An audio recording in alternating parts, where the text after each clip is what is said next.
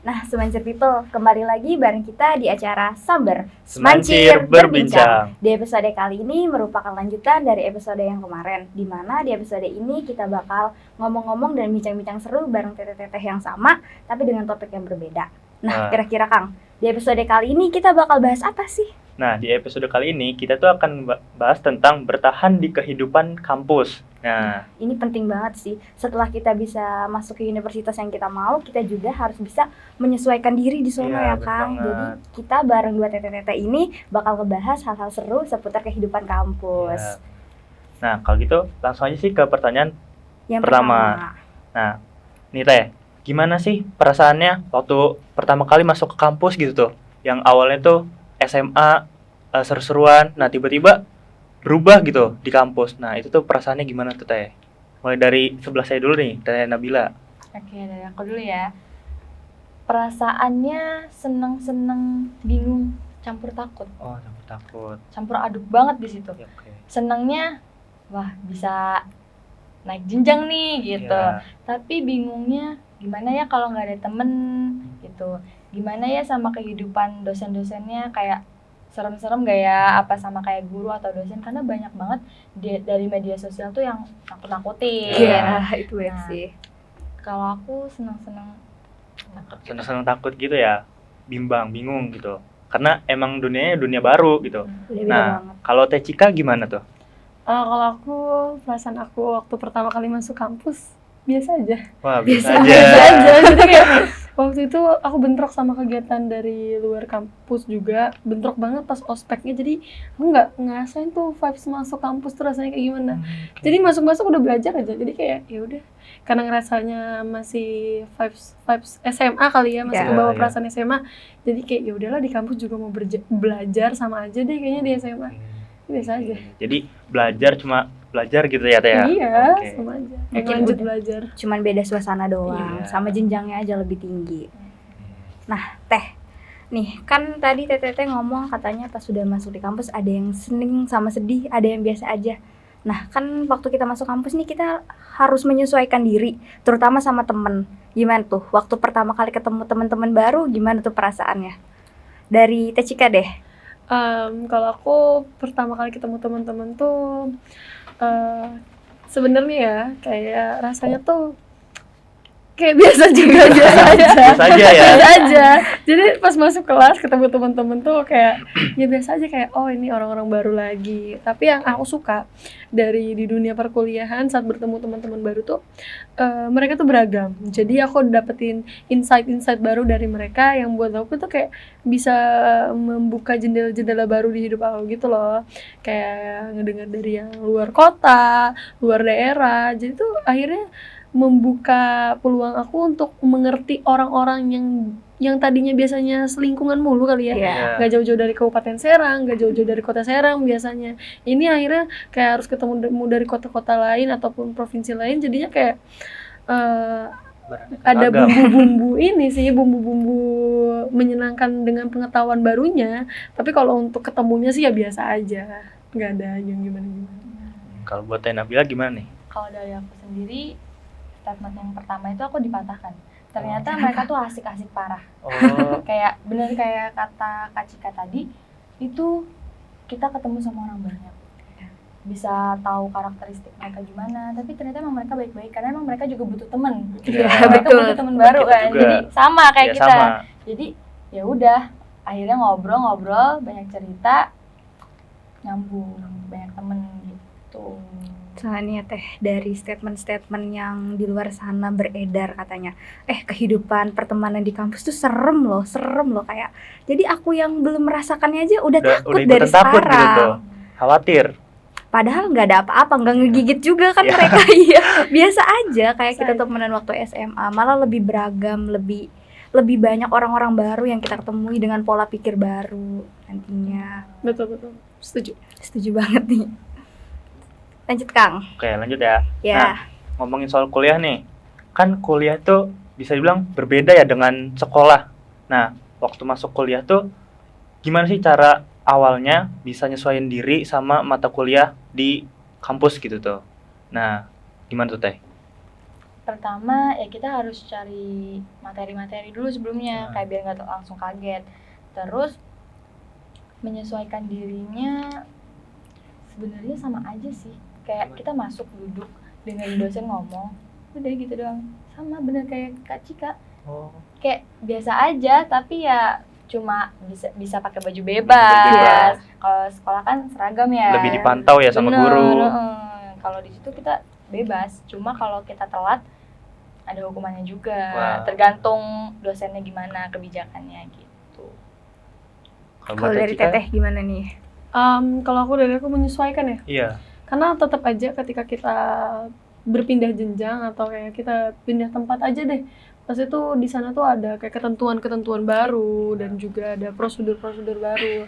Nah yang aku rasa setelah aku harus melepas diri aku di SMA dan masuk ke ranah universitas, yang aku ketahui ya, pertama itu adalah ternyata mereka punya prosedur yang berbeda dengan biasanya tingkat-tingkatan sekolah di bawah universitas.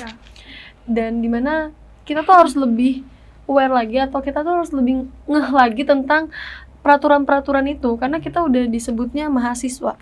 Setingkat mahasiswa itu biasanya udah disebut dewasa. Jadi nggak jarang nih, misalkan aku mahasiswa hukum, nggak jarang kalau kita ketemu tante kita, tiba-tiba tante kita nanyain tentang hukum ke kita. Karena kita udah dikira dewasa dan dikira mampu untuk menyelesaikan masalah itu. Nah itu tadi yang perlu jadi penyesuaian dari diri sendiri ke ranah universitas. Tapi kalau untuk lingkungan overall kayak gini aja, sama di ruang belajarnya juga sama kok, kayak sama kayak kita belajar rame-rame. Bedanya lebih terbuka lagi, teman-temannya lebih aktif lagi karena mungkin sudah mengalami perseleksian gitu ya untuk masuk, juga mereka mungkin punya semangat yang lebih tinggi juga, jadi di situ makin kerasa banget belajar seriusnya. Terus untuk peraturan-peraturan kampusnya juga makin terasa banget, kayak dari mulai kedisiplinnya. Tapi kalau aku rasa kampus nggak sedisiplin sekolah-sekolah jenjang sekolah di bawah deh. Kayak mereka tuh disiplinnya per individu, dosennya beda-beda. Jadi nantinya ada briefing dulu di peraturan per dosen tuh seperti apa aja, kata Kak Nabila tadi. Dan aku rasa kayaknya semua orang bisa menyesuaikannya deh kalau untuk hal itu ya. Asal merekanya juga punya pribadi yang terbuka dan gak tertutup. Itu yang bikin kalian bisa menyesuaikan. Berarti tergantung diri sendiri ya? Iya. Tadi kata Teh Cika, sekarang kalau udah ketemu tante ditanya tentang hukum-hukum ya. Dari yang tadinya kita kalau ketemu sama sepupu atau tetangga kita ditanya mau masuk kuliah di mana, Neng? Sekarang udah langsung ditanya, Neng ini gimana, Neng? Aduh, gimana ini? Udah beda banget ya, udah dewasa parah kita di situ. Semoga aja kalau emang nantinya kita udah berada di tingkatan itu, kita juga bisa menyesuaikan diri dengan baik. Pasti nanti berjalannya aja lah sih. Berjalannya. Karena emang kita tuh harus percaya sama diri kita sendiri ya Teh. Beradaptasi itu penting banget sih. Nah Teh, ngomong-ngomong tadi yang katanya beda banget sama waktu di SMA, tapi ada sama-samanya di SMA. Kira-kira lebih happy mana nih? Waktu kuliah atau masih SMA? Kalau siapa dulu nih? Dari Teh Cika deh. Teh Cika boleh. Kalau aku, karena aku ngerasain penuh momen-momen SMA ya, karena aku juga di SMA-nya aktif. Kalau boleh jujur, aku lebih happy SMA. Kenapa aku bilang happy SMA? Karena di situ aku ngerasa aku masih jadi pribadi yang santai dan kayak tidak memiliki banyak tekanan lainnya gitu loh. Karena gimana ya, kalau ngomongin jenjang universitas itu udah ngomongin satu jenjang sebelum kerja ya nggak sih? Jadi pasti tekanannya lebih banyak. Kalau yang kita ngerasa kayak SMA tuh happy banget, gini deh teman-teman. Bayangin ya, sekarang yang lagi nonton masih SMA. Kalian cuma bisa ke sekolah, dapat ilmu dari guru-guru, terus juga masih punya waktu yang konsisten. Karena kalau di kuliah tuh waktunya nggak konsisten kalau kalian mau tahu. Jadi jadwalnya tuh kadang ada pagi kuliah, siangnya nggak kuliah, sorenya kuliah, adanya sore kuliah, paginya nggak kuliah, kan jadi kayak nggak teratur gitu. Nah kalau SMA kan konsisten, kapan kita harus belajar, kapan kita harus belajar dan kapan kita harus istirahat. Jadi happy banget, kayak nggak perlu kita tuh nggak perlu yang nyusun, udah tersusun, dan ngerasanya santai banget di SMA. Buat ngikutin kegiatan-kegiatan lain juga kayak masih diri ini tuh masih kayak punya rasa-rasa excited yang tinggi gitu loh. Beda kalau kuliah tuh udah kayak mulai, aduh aku mau ikut kegiatan ini, nanti kalau masuk ke daerah kekerjaan kayak gimana ya, gini-gini. Jadi kayak terlalu banyak pemikiran idealis untuk kedepannya kalau di kuliah tuh. Jadi kayak mungkin jadinya kurang menikmati kuliah. Ya walaupun emang sebenarnya nikmat-nikmat, tapi nggak terlalu happy se-SMA karena emang SMA vibes-nya masih enak Keren banget deh, Masih masih vibes bisa anak bernapas sekolah juga lega. ya. Iya. Kan yang masih pakai seragam ini bernapas lega lah. Kalau buat Kalau dari Nabila, Nabila, Kalau aku kebalikannya sih, aku Kebalikan. lebih suka Kebalikan. kuliah. Karena kalau SMA waktu itu tuntutannya, ya tuntutan itu makanya Anak kayak SNM ya. Iya, jadi kayak menjaga nilai juga. nilai banget. Jadi lebih suka ke kuliah karena bisa bebas. Kalau untuk ke pekerjaan, aku juga setuju sih. Lebih overthinking lagi. Tapi untuk jadwal itu, aku sukanya kenapa kalau misalnya kuliahnya pagi, terus sorenya nggak ada kelas, itu bisa ikut banyak organisasi, terus juga ikut ngumpul sama temen, belajar bareng. Kalau kuliah itu kan lebih seringnya kelompok. iya Kalau di manajemen sendiri ya, nggak tahu jurusan lain. Kalau di manajemen tuh seringnya kelompok.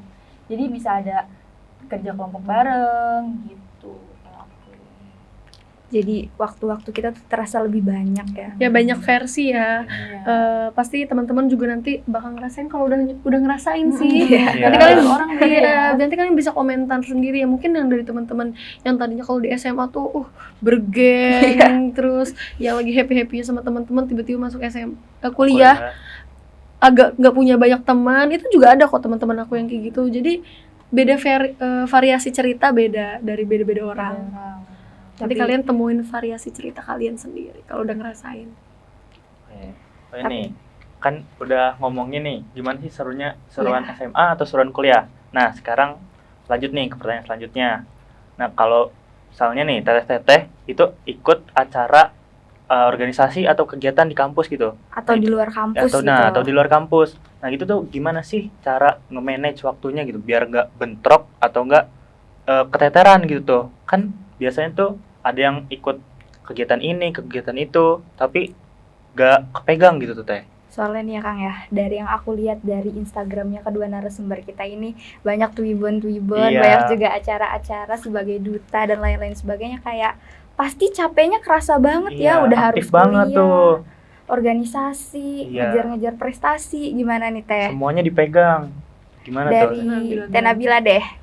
Oke, kalau dari aku, kita tentuin prioritas. Prioritas. Kita kuliah buat apa? Buat menuntut ilmu. Jadi organisasi itu bonusnya. Kalau lagi luang gitu. Kalau lagi bener-bener kerjaannya numpuk, aku lihat dulu MK ini kosong apa enggak. Jadi bisa nanti kita handle gitu. Organisasinya kita yang ambil gitu. Jadi memanage waktunya ya kita lihat skala prioritas kita dulu. Gitu. Jangan sampai pelajaran itu terbengkalai cuma gara-gara organisasi. Kalau dari Teh Cika gimana nih? Tweebonnya banyak nih guys, kalau kalian cek Instagramnya. Numpuk di Bener sorotannya banget. tuh. Aduh, jadi malu deh di spill. Takutnya kan ada yang nggak nge-follow, Wah. jadinya nggak tahu. Langsung stalking abis ini, langsung follow. Jadi buat manajemen waktu ya, sebenarnya benar setuju apa kata Kak Nabila itu pasti skala prioritas itu ada. Dan aku yakin dan meyakini bahwa setiap orang tuh punya skala prioritas yang berbeda-beda. Balik lagi ke tujuannya apa dan apa yang dia cari. Iya. Jadi gini, aku ngerasa hal yang benar-benar berbeda dari dunia universitas dan SMA itu adalah kesempatan kalian. Kalau aku di SMA, mungkin aku ngerasa kesempatan masih terbatas. Tapi kalau kalian udah masuk ke ranah universitas, itu kesempatan tuh banyak banget. Mau kalian semester 1 udah magang juga bisa. Kalau emang kalian ngerasa mampu. Iya. Tapi balik lagi ke tadi yang namanya prioritas. Nah, prioritas itu bisa terukur atau bisa tersusun kalau kalian udah tahu tujuan kalian apa. Kayak gini contohnya, kalian tujuannya pengen dapet IPK yang tinggi. Dari IPK yang tinggi itu, kalian tuh sebenarnya pengen jadi seseorang yang seperti ini. Ada indeks-indeks yang mendukung lagi, seperti organisasi, prestasi, sehingga nanti mereka akan buat kerucut gitu. Iya. Nah, itu yang aku lakukan. Jadi aku tuh biasanya punya planning sendiri. Jadi aku udah bikin kerucutan aku sendiri, di mana aku tuh tujuan masuk hukum itu finalnya kemana, atau namanya tujuan besarnya tuh kemana. Nah, dari itu tuh udah ada banyak pendukungnya. Berarti kita nggak bisa melupakan atau menyepelekan nilai atau IPK ya kalau disebutannya di universitas, karena itu adalah salah satu hal yang akan dilihat nanti setelah kita lulus oleh para pencari kerja ataupun para rekrutmen gitu tuh. Jadi benar kata Kak Nabila, kita nggak bisa menghindari atau menyepelekan yang namanya nilai atau IPK. Tapi untuk pilihan teman-teman sendiri nih, mau bagaimana nanti di kuliahan, apa menjadi orang yang aktif. Kalau orang sebetulnya kupu-kupu, kuliah pulang, apa kura-kura, kuliah rapat, apa kunang-kunang, kuliah nangis. Yang itu kayaknya jangan sampai deh yang terakhir. Ya Allah. Jadi balik lagi ke kalian dengan prioritas kalian, yang dimana kalian menentukan prioritas itu dengan tujuan kalian tuh mau jadi seperti apa.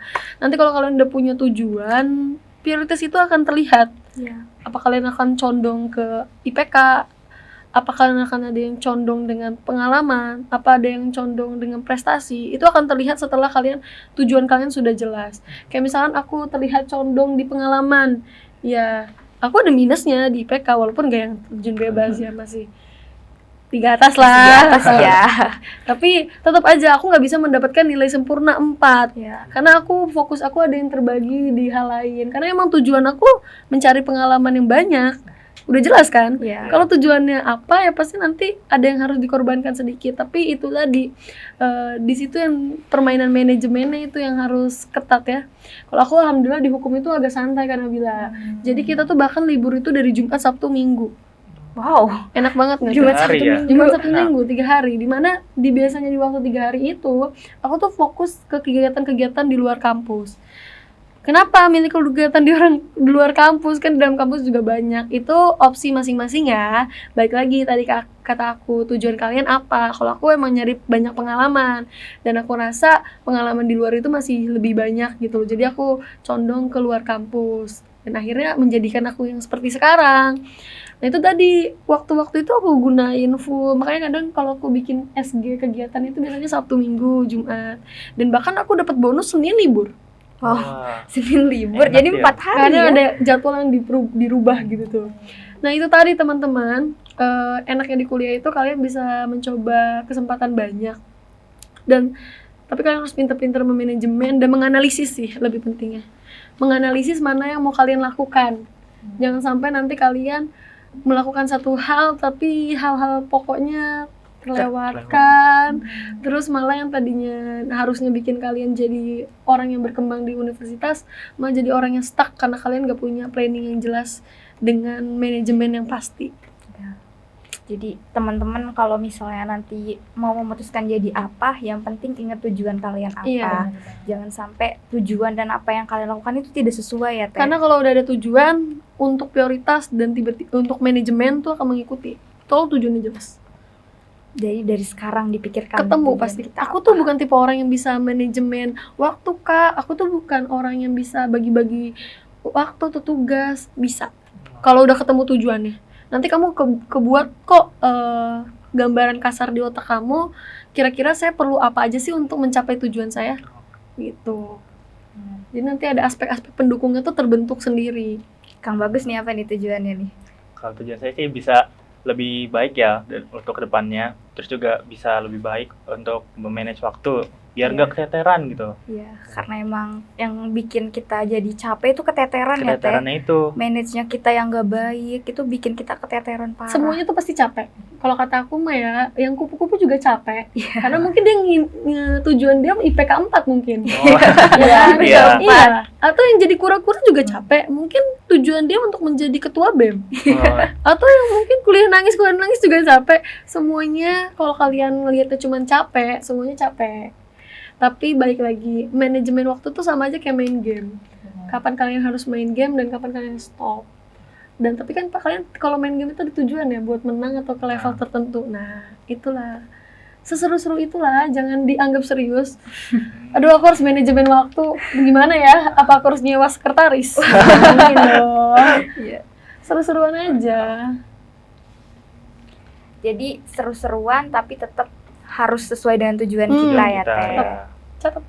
Nah, Jadi di bincang-bincang kali ini kita nggak akan terlalu banyak bincang-bincang nih ya Teh ya, karena emang kehidupan kampus mungkin untuk tahu lebih mendalamnya bakalan lebih terasa kalau kita menjalaninya sendiri. Iya. Pasti. Jadi boleh dong nih kita minta closing statement dari Teteh untuk segmen kali ini. Dari siapa dulu nih? Dari Teh Cika deh boleh. Oke, dari aku sendiri. Gini teman-teman, ini agak panjang closing statementnya untuk sesi ini karena bertahan hidup di kampus ya. Iya. Judulnya aja.